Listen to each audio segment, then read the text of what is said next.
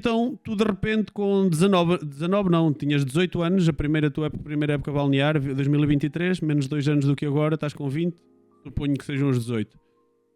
Sim. Como é que é de repente tu passares para um sítio em que ali sim a responsabilidade não são resultados, mas de repente podem estar vidas de pessoas em causa, não é? Tu acusaste muita pressão, como é que foi essa primeira época balnear? Quais foram os maiores desafios? A minha primeira época balnear, eu sinto que quando tu acabas de tirar o curso, tu sentes que és capaz de fazer tudo. És tu capaz? Sim. Okay. Tu sentes-te um super-herói e começas a ganhar medo com as situações que vês. Ou seja, quanto mais experiência tu ganhas, mais cauteloso tu ficas, mais medroso tu ficas, porque vês as situações a acontecerem e não imaginavas que podiam acontecer. Recordas-te da primeira vez que tu tiveste essa noção, na tua primeira época balnear? O que é que aconteceu que te fez logo ter esse choque com a realidade? Sim. Queres partilhar? Nem por isso? É assim, foi uma situação em que eu me meti no mar em marés vivas. Não foi uma boa escolha de todo. Estava um dia muito mau na praia e foi aí mesmo que eu percebi que se calhar não era assim tão... não era de ferro. Essas situações no curso não são treinadas? Tipo, não vos metem em situações assim mais agrestes para vocês... Sim, mas tu nunca... Há situações que psicologicamente tu não és de ferro. Há sempre coisas que... Aliás, eu tenho várias situações no trabalho que me geraram stress pós-traumático, que estou a trabalhar em terapia, e uma delas foi essa das marés vivas, porque... Logo a primeira? Achei mesmo que... Sim. Oh. Foi a primeira, mas foi no final da primeira época balnear. Já foi no final. Acho que foi tipo os últimos dias. Vamos fazer aqui, assim como fizemos para a natação, quando tentámos descrever um bocadinho da tua semana, a rotina de um nadador salvador. Como é que é? Tu acordas de manhã, por volta de que horas? Vais montar o material? Fala-nos um bocadinho como é que é. É relativamente simples. Eu acordo por volta das 8, arranjo-me por volta das 9h30, estou na praia, começo a montar o posto, às 10 tenho o posto metido e tenho de içar a bandeira, porque senão a Polícia Marítima passa multa. E depois é passar o dia na praia. Já tenho o posto de praia montado, observar as condições. Uma cena que eu não referi: normalmente quando eu acordo eu vou ao telemóvel e vejo as condições do mar, como é que está o vento, como é que estão as correntes, como é que está a nível de energia, como é que vai estar a meteorologia, para eu ter mais ou menos noção daquilo que eu vou encontrar na praia. E depois, enquanto eu estou a montar o posto, das 9h30 às 10, eu vou metendo uma coisa no posto de praia, vou olhando para o mar e vou analisando mais ou menos que bandeira é que eu vou meter. Depois de meter a bandeira, monto o meu posto avançado, que é o chamado guarda-vento e cadeira. E depois vou analisando a situação. Nós não podemos deixar passar isto. O posto avançado que é chamado guarda-vento e cadeira. Porquê? Porque é um guarda-vento e uma cadeira. Uma cadeira, exato. Espera lá, isto tem aqui um nome super técnico, que é o guarda-vento e cadeira. Porquê? Porque é um guarda... Ok, podes continuar. Montas o posto avançado. Sim, monto o posto avançado e depois vou analisando a situação, se formou algum agueiro, se há alguma corrente que está a tornar perigosa para os banhistas, se há banhistas que estão com comportamentos de risco. Pronto, é tudo uma questão de analisar os fatores. É verdade aquela história que às vezes quando vocês estão mais cansados e não vos apetece tanto, metem sempre bandeira vermelha? Não é verdade. Nós com bandeira... Quais são os critérios? É assim, isto é um estigma que nós temos de combater. Mal está aí no chat. Isto vocês agora vão aprender. É assim, bandeira vermelha nós temos o dobro do trabalho do que bandeira verde. Eu já tive muitos banhistas a dizer-me: ai, a menina meteu bandeira vermelha porque não quer trabalhar. Desculpe, eu tenho de estar a apitar aos banhistas de 5 em 5 minutos para eles não entrarem na água. Eu tenho o dobro do trabalho, malta. Por isso, quando vocês virem um nadador Salvador a meter bandeira vermelha, não é porque ele não quer trabalhar, é porque ou a água não tem condições, ou há alforrecas, ou há tubarões, ou há agüeiros, que muitas das vezes é o que acontece. Vocês Tubarões? não veem ondas. Já aconteceu. Tipo, imagina, temos alguma espécie de cena que não podemos deixar os banhistas na água ou assim. O pessoal no chat está todo a dizer que acredita. Não acreditam. Leandro, grande abraço, pá. O e por Leandro está aí exemplo- no chat. E, por exemplo, às vezes aquilo que acontece é, nós temos um agüeiro e os banhistas olham e não veem ondas. Então pensam, está a bandeira vermelha, ela está a gozar com a minha cara porque isto não tem ondas e eu aguento. E depois enfiam-se no agüeiro e nós temos de os ir lá buscar. Por isso não, bandeira vermelha não é para a gente ter menos trabalho, malta. Qual é que é assim... essa que tu estás a contar é óbvia e toda a gente que vai à praia no verão acaba por notar, que é a malta que tem aqui alguma dificuldade em respeitar as bandeiras. Exatamente por isso que tu estás a dizer, porque às vezes o mar não aparenta aquilo que na cabeça das pessoas acham que devia ser a bandeira que devia estar. Quais é que são assim, as maiores dificuldades que tu tens enquanto nadadora Salvador em lidar na praia? Com os banhistas, a malta não te respeitar? É assim, eu acho que quase ninguém me respeita na praia. Primeiro por ser mulher. Achas que isso tem impacto? Sim. Achas sim. que os teus colegas homens são mais respeitados? Sim. Isso, o Leandro que está aí era o Leandro... Castelhano, sim. Sim, ele que diga, ele vai confirmar. Eu sinto, já houve malta a recusar salvamentos de nadadoras salvadoras. Mas como assim recusar? A tua malta está a morrer e recusa.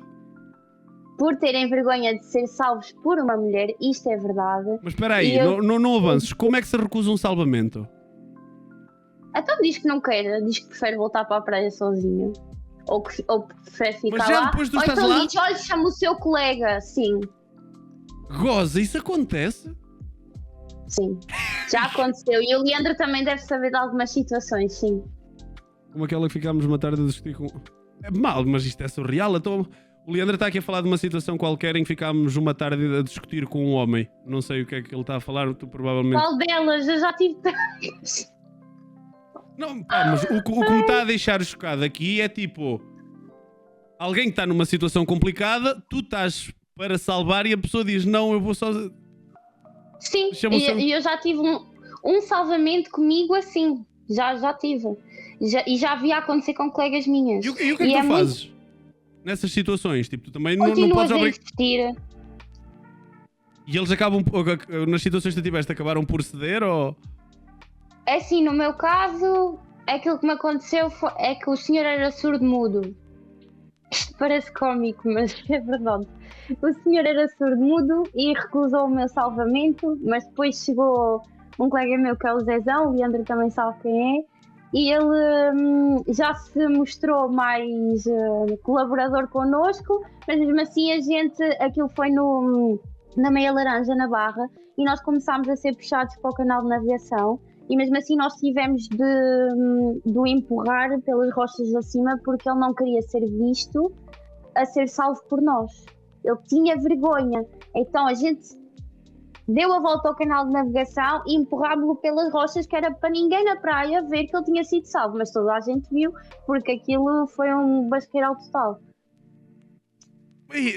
Eu estou chocado no sentido de como é que alguém está aflito, alguém pode ter a vida em risco e a preocupação da pessoa é essa, tipo, Sim. Às vezes não vos apetece dizer, não te vou fazer esta pergunta, não te vou colocar em xeque, porque imagina, para vocês deve ser revoltante, tipo, vocês estão a arriscar a vossa vida, vocês estão a safá-lo a partir de um comportamento que a culpa foi dele, não é? E depois ainda imagina, eu não tinha estofo, eu acho que me passava. Como é que vocês gerem emocionalmente isso? Tem que ser, não é? É assim, Não sei, eu nunca tive esse problema. Eles recusam e eu é só tipo, ok, és parvo e pronto. Não. Malta no chat já está aqui a abandalhar. Ah, mas ok, pronto, vamos continuar. Estás a dizer que os teus colegas, pois é que tu ainda tens um problema, não é? Que tu, para além de seres miúda, pareces muito novinha, pareces muito mais nova do que na realidade és, e isso acredito que em termos de te manter, pelo menos do pessoal ter respeito, que te dificulta um bocado a vida. Como é que tu tentas contornar isso? É assim, eu não consigo, eu todos os dias, desde o início do meu trabalho até ao final, eu levo com piropos, levo com bocas, praticamente o dia todo. E não só de homens, também de mulheres. É incrível. É muito mau lidar com isso. E às vezes há. Quando é repetitivo, às vezes há dias em que eu chego ao final do dia e eu penso, fogo, será que vale mesmo a pena eu estar neste trabalho e estar a ser desrespeitada assim? Às vezes é muito isso tem impacto em ti, mais do que o próprio.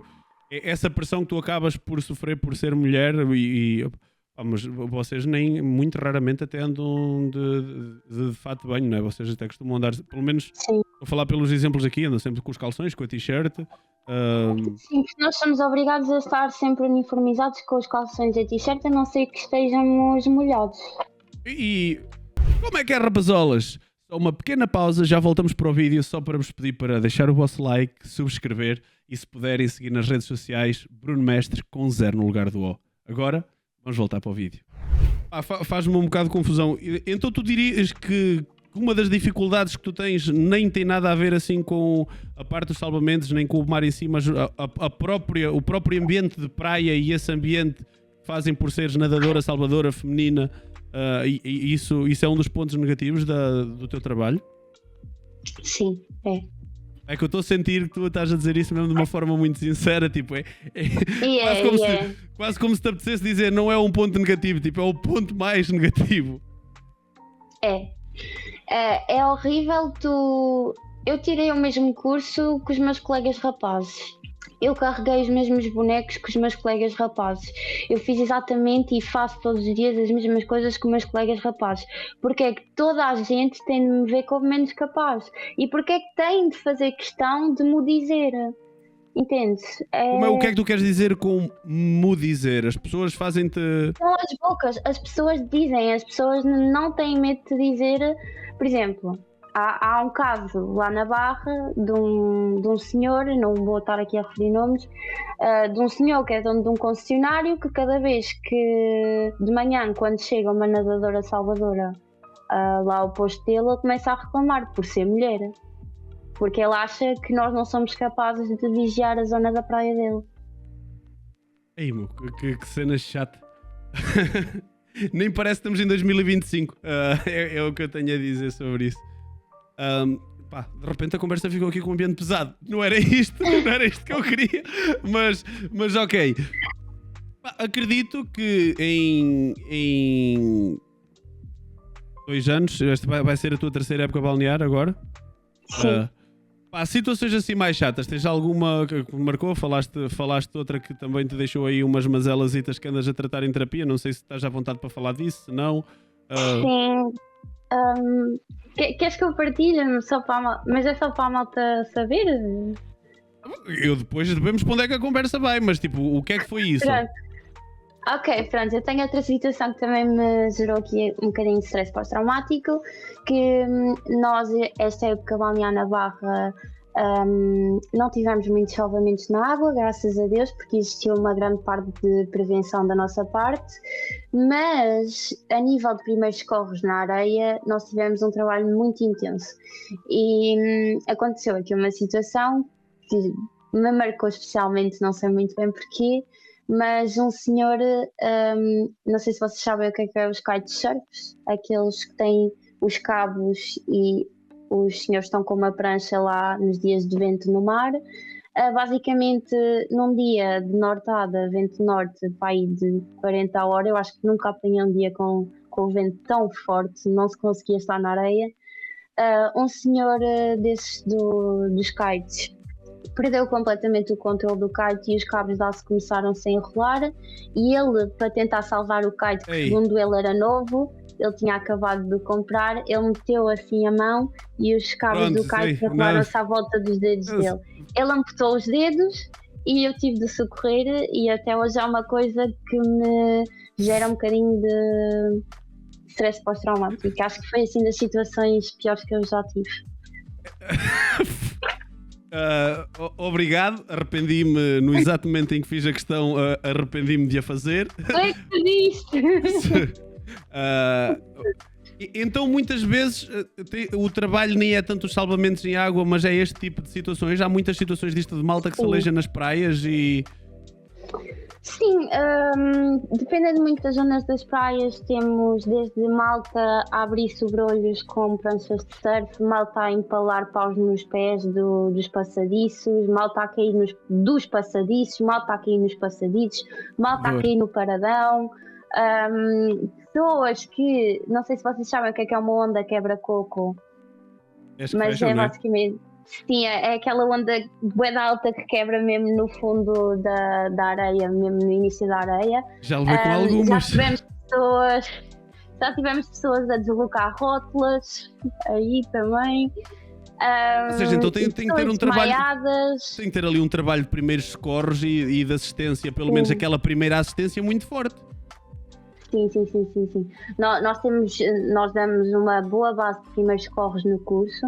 E acho que às vezes as pessoas não têm noção que nós, para além da parte aquática, também somos assim uns socorristas. Ok, boa. Peixe-aranha, fazer xixi para tirar a dor? Não, malta, não façam isso, é mito. Como é mito? Sabes mais que os velhinhos que dizem quando és picada pelo peixe-aranha? É mito. Então vais-me dizer que o que eu andei a fazer até hoje é mentira e que não se deve fazer? Opa, se resultou e é um método que tu gostas, para mim, tudo bem. Se te tirou a dor, tudo bem. Mas não recomendo. Há outras maneiras. Um potinho de água quente é bem melhor do que fazer xixi. Ok, se calhar é daí da água quente. Alforreca, o que é que... Nós costumamos ter problemas com alforrecas aqui para o nosso lado, nem por isso está a malta a perguntar aqui no chat. Nós costumamos ter alforrecas, sim, mas elas dão à costa já praticamente mortas. E muitas das vezes servem... Nós temos bastantes golfinhos na nossa zona que vão passando. Na Barra costuma-se ver bastante ao longo do ano. E elas acabam por servir de comida aos golfinhos. Algumas das vezes elas vêm dar à costa, mas não costumam picar as pessoas porque chegam já mortas. Uma vez no Arião a fazer surf encontrei já morta. Mas assim, uma cena monstruosa, nunca tinha visto uma coisa assim. Nós nem estávamos a perceber bem o que é que aquilo era. Depois estava já com elas são grandes, elas são muito grandes e são muito pesadas normalmente. Já estava assim com uma cor um bocado acastanhada, não sei se é a cor natural delas ou não, mas ela estava um bocado acastanhada e nós até estávamos a pensar que era algum bocado de plástico ou alguma boia, uma cena qualquer, e só quando chegámos mesmo pertinho é que... É assim, vocês têm de distinguir duas coisas, que é as alforrecas e as caravelas. E as caravelas eu já apanhei duas na minha primeira época balnear e são... Eu devia ter aqui uma foto, mas são como se fossem tipo uns balões transparentes que têm uma crista. Elas têm o formato de um risol. Só que imaginem um risol feito de balão transparente que na sua crista tem uma ondinha azul e rosa fluorescente, e elas têm uns tentáculos muito grandes e elas fazem queimaduras de terceiro grau. É muito Pois era isso, já ouvi dizer que as caravelas dão umas dores que é assim uma cena impressionante. As caravelas é que é muito mau. Agora, alforrecas dá-vos uma comichãozita, às vezes para a malta que tem pele atópica é mais chato, mas não é assim tão grave no geral. A malta tem bué medo de alforrecas e as alforrecas não são assim nada de especial. O pessoal aqui agora há bocadinho estava a falar da parte também de tu estares a tirar arquitetura e de a malta perde horas e horas a fazer maquetes e etc. E eu vejo o gosto que tu tens por isso, mas tu és uma moça que daqui a dois anos acabaste o curso. Sim. Como é que fica estas duas paixões? Como é que isto vai dar para conciliar? A senhora arquiteta vai tirar férias de verão para ser nadadora salvadora? Ou como é que... Provavelmente, não sabemos. Mas um dos meus objetivos era, quando acabasse o curso, ou entrar para a Marinha. Se não entrar para a Marinha, continuar com a via da arquitetura dita normal e meter-me nos bombeiros ou na Cruz Vermelha, para continuar a ter esta vertente do socorrismo, nem que fosse para trabalhar nas ambulâncias na Cruz Vermelha só ao fim de semana ou assim. Agora, não sei, só o tempo dirá quando é que eu vou deixar de ser nadadora salvadora, não sei. Maltinha do chat, para encerrarmos aqui, que já está tardito e já esticámos, vão deixando as últimas questões agora sobre esta vertente mais dos nadadores salvadores. Algumas dúvidas que vocês tenham. Começo já aqui pelo Filipe, que pergunta: nestas situações dos animais, o que é que vocês normalmente costumam fazer? São vocês que os tiram do mar? Como é que vocês reagem com estas ameaçasitas que as pessoas vão tendo na praia? Das alforrecas? As alforrecas, as caravelas portuguesas, tudo? As caravelas, normalmente, se estiverem ao nosso alcance, nós retiramos e... As caravelas não me lembro se nós descartamos ou se... Nós normalmente descartamos, não as enterramos. As alforrecas, eu pessoalmente não gosto de as tirar do mar. Há muitos banhistas que vêm ter comigo com alforrecas e levam uma lição de ambientalismo, porque elas estão na casa delas e nós não temos o direito de as tirar de lá. E há muitos banhistas que só por terem medo delas arranjam mil e uma maneiras de as conseguirem tirar no mar só para não estarem ao pé de onde eles estão a nadar, e isto é um bocado mau porque elas estão no habitat natural delas. Agora, se elas estiverem mortas na areia, muitas das vezes aquilo que eu faço é enterrá-las e depois seguem o seu processo natural de decomposição. Outra questão que estão a colocar aqui tem a ver com os animais de estimação, que muitas vezes muitas praias são interditas e não se pode levar, mas que há muita gente que continua a levar. Como é que vocês normalmente reagem com isso? Ou o que é que vocês podem fazer em relação a isso? Como é que é o vosso... Ou vocês não interferem com nada disso? Isso é mais que a Polícia Marítima? É assim, leis é que nas praias concessionadas não pode existir a presença de animais. Mas às vezes acontece. Às vezes acontece e muitos banhistas vêm ter comigo e dizem: olha, está ali o cão não sei das quantas a chatear não sei quem. Só que é assim, eu sou nadadora salvadora e o meu dever é estar a olhar para o mar. Não é propriamente a estar a ver se o Chico trouxe o cão, se o Zé tem o cão. Isso é um bocado um trabalho... bom senso das pessoas, entendes? E eu sinto que as pessoas às vezes nos cobram muito dessas pequenas coisas, mas esquecem-se que o nosso trabalho, no fundo, o principal, claro, é estar a olhar para o mar. Mas isso faz parte? Vocês aprendem alguma coisa a lidar com isso? E isso é a vossa responsabilidade? O quê? Expulsar os cães? Sim. Não é? Não é propriamente nossa responsabilidade, mas tu estás ali, és meio que o polícia da praia, tens autoridade para mandar a pessoa sair da praia, sim, até porque és tu que estás a tratar da concessão. Agora, normalmente eu não o faço. Vocês têm autoridade para mandar uma pessoa sair da praia? É assim, nós já tivemos situações, por exemplo, em que... pessoas, senhores de meia idade, retiraram fotos impróprias a banhistas e em que os tivemos de reter na praia até a polícia chegar, e aí a polícia é que tirou os dados e os expulsou da praia. Agora, de expulsar alguém da praia eu nunca tive de fazer, a não ser nesse caso, e não foi bem expulsar, foi reter até a polícia chegar. Normalmente, qual é a média de horas que um nadador salvador faz por dia em época balnear? 9 a 10 horas. Todos os dias? Quantas folgas? Podes tirar uma folga, há zonas onde podes tirar 2. Há malta que trabalha só fim de semana. Depende muito da associação onde trabalhas ou da concessão. Como é que é, rapazolas? Se chegaram até ao fim, por favor, subscrevam, deixem o vosso like e sigam Bruno Mestre com 0 no lugar do O em todas as redes sociais. Para vocês não custa nada, para nós é uma grande ajuda. Até ao próximo vídeo.